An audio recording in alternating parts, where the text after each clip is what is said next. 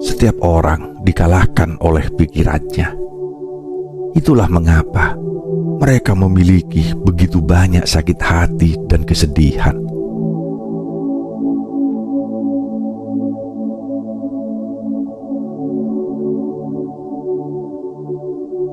Pikiran manusia adalah pedang bermata dua. Ia bisa menjadi pelita yang menerangi jalan, atau belenggu yang menjerat jiwa dalam kegelapan. Setiap orang dikalahkan oleh pikirannya. Itulah mengapa mereka memiliki begitu banyak sakit hati dan kesedihan. Kita hidup di dunia yang luas, namun seringkali terjebak di dalam kepala kita sendiri. Kita membawa luka lama, menyesali masa lalu, mencemaskan masa depan. Pikiran kita terus berbisik, mengulang kesalahan, membisikkan ketakutan, dan membentuk ilusi yang menyiksa diri.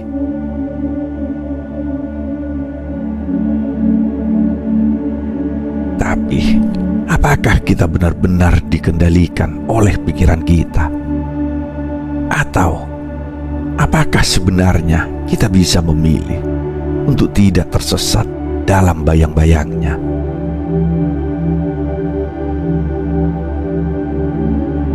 Malam ini, mari kita renungkan bagaimana cara mengalahkan musuh yang paling dekat, musuh yang tak terlihat, pikiran kita sendiri.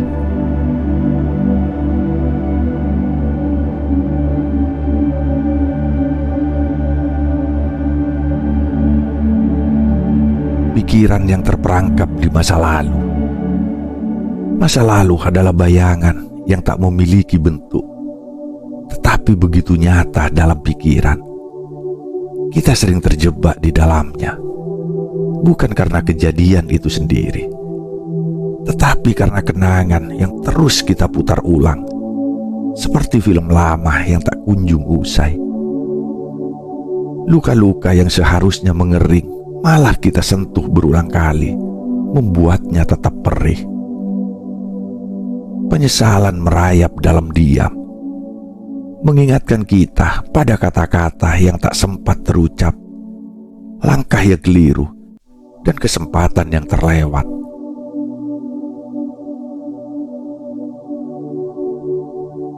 Kita membiarkan diri dihantui oleh sesuatu yang sudah berlalu, lupa bahwa waktu tidak pernah berjalan mundur. Namun apakah dengan terus mengingatnya, kita bisa mengubah apa yang telah terjadi?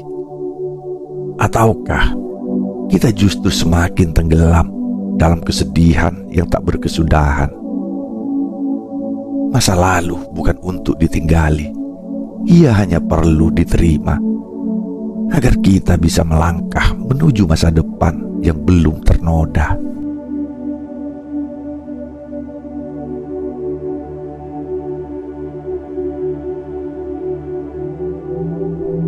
Ketakutan akan masa depan yang belum terjadi. Masa depan adalah misteri yang belum terungkap. Namun seringkali kita sudah merasa kalah sebelum melangkah. Ketakutan menyelinap dalam benak, membisikkan kemungkinan buruk yang belum tentu terjadi. Kita cemas akan kegagalan yang belum nyata, khawatir kehilangan sesuatu yang belum kita genggam, dan takut tersesat di jalan yang bahkan belum kita tapaki.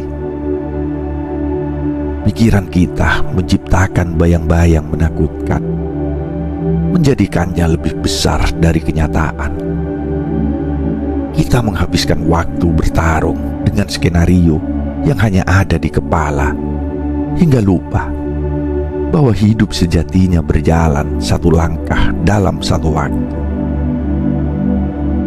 Tapi apakah kecemasan itu akan mengubah apa yang akan terjadi? Ataukah justru ia hanya menghambat langkah kita menuju kehidupan yang lebih baik? Jika masa depan adalah kanvas kosong, mengapa kita harus melukisnya dengan ketakutan, bukan dengan harapan?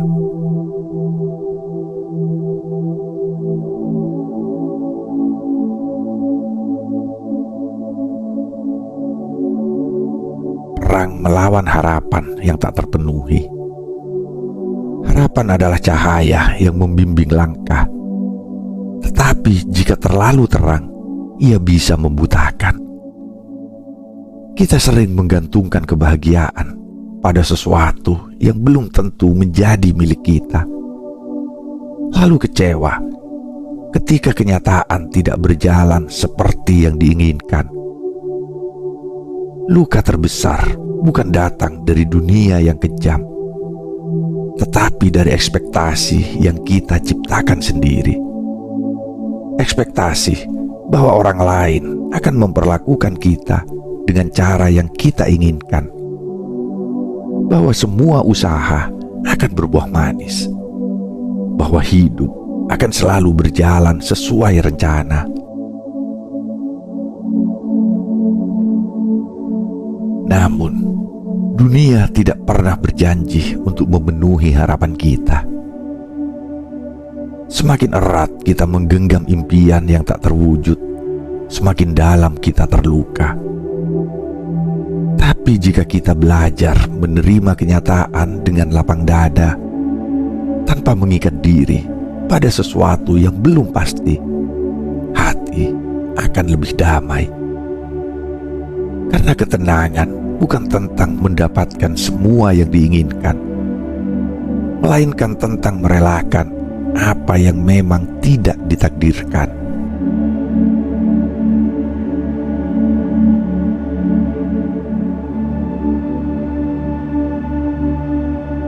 Perasaan tidak pernah cukup.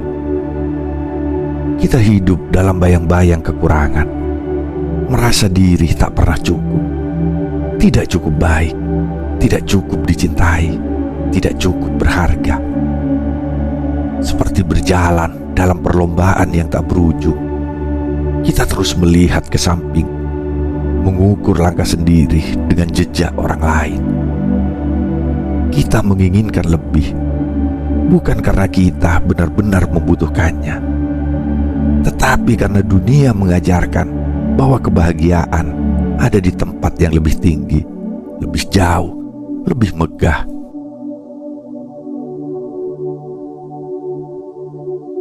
Kita lupa bahwa rumput yang tampak lebih hijau mungkin hanya terlihat begitu karena kita terlalu sibuk membandingkan, bukan merawat apa yang kita miliki. Namun sampai kapan kita akan berlari tanpa arah, mengejar sesuatu yang tidak ada ujungnya? Saat kita berhenti mengukur diri dengan standar orang lain, saat itulah kita menemukan ketenangan. Karena kebahagiaan sejati bukan tentang memiliki segalanya, tetapi tentang mensyukuri apa yang sudah ada.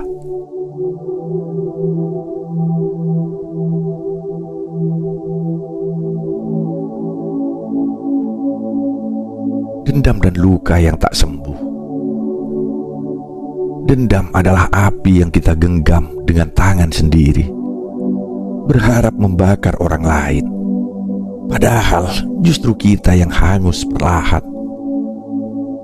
Luka lama yang belum sembuh seringkali menjelma menjadi kebencian yang terus kita pelihara, seolah dengan menyimpannya kita bisa membalas rasa sakit yang pernah diberikan. Namun, apakah orang yang melukai kita benar-benar peduli? Ataukah hanya kita yang masih terjebak dalam masa lalu, mengulang perih yang seharusnya sudah berlalu? Dendam tidak akan mengubah apa yang telah terjadi, tidak akan menghapus air mata yang telah jatuh, dan tidak akan mengembalikan apa yang telah hilang. Melepaskan bukan berarti menyerah, bukan pula membiarkan mereka menang. Melepaskan adalah tentang membebaskan diri sendiri dari belenggu kepedihan, dari beban yang terlalu berat untuk terus dibawa.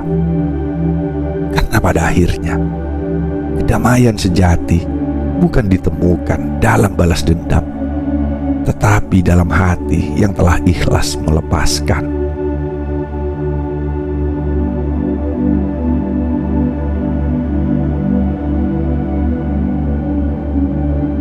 Kebahagiaan yang tertunda. Kita sering menjadikan kebahagiaan sebagai tujuan yang selalu di depan mata, tetapi tidak pernah benar-benar tergenggam. Aku akan bahagia jika sudah sukses, jika sudah kaya, jika sudah menemukan seseorang yang mencintaiku. Begitulah pikiran kita terus berbisik, membuat kita menunda senyuman. Seolah kebahagiaan adalah hadiah yang baru bisa kita terima setelah memenuhi syarat tertentu. Namun bukankah hidup ini selalu bergerak? Jika kita terus menunggu akankah kebahagiaan itu pernah tiba? Bahagia bukan janji yang disimpan oleh masa depan. Bukan sesuatu yang hanya akan datang jika semua berjalan sempurna.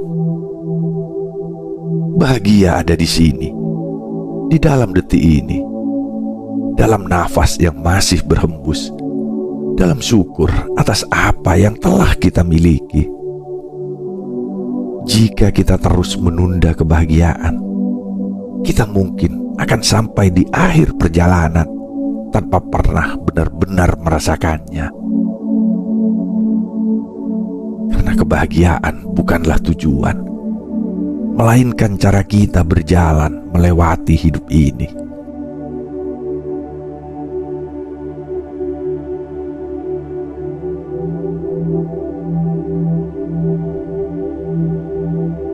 Bagaimana mengendalikan pikiran agar tidak menghancurkan kita?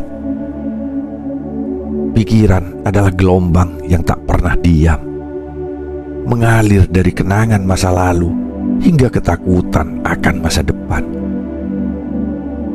Namun, seringkali kita lupa bahwa pikiran hanyalah bayangan, bukan kenyataan, melainkan cermin dari apa yang kita yakini. Kita terjebak dalam ilusi yang kita ciptakan sendiri, mengira bahwa segala yang terlintas di benak adalah kebenaran mutlak. Padahal, rasa sakit yang kita rasakan seringkali bukan berasal dari dunia luar, tetapi dari cara kita memandangnya. Untuk menemukan kedamaian, kita harus belajar hidup di saat ini, bukan dalam bayang-bayang kemarin, bukan dalam ketakutan esok hari. Lepaskan ekspektasi yang menyesakkan dada. Terima kenyataan tanpa perlawanan, dan berdamailah dengan diri sendiri.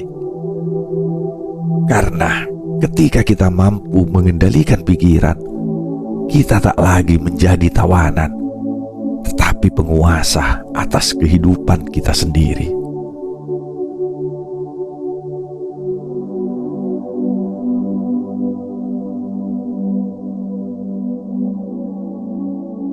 Pada akhirnya, kita bukanlah apa yang terjadi pada kita. Kita adalah bagaimana kita meresponnya. Luka, kecewa, dan air mata bukanlah hukuman. Mereka adalah guru yang mengajarkan ketabahan. Jangan biarkan pikiranmu menjadi penjara. Jangan biarkan ia menyeretmu ke masa lalu yang telah berlalu, atau menghantuimu dengan ketakutan akan masa depan yang belum tiba.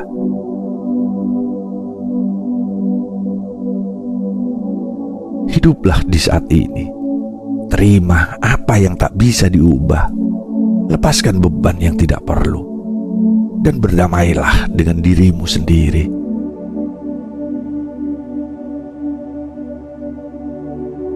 Kita tidak perlu mengalahkan dunia. Cukup kalahkan pikiran yang membuat kita menderita. Dan di sanalah ketenangan sejati akan kita temukan.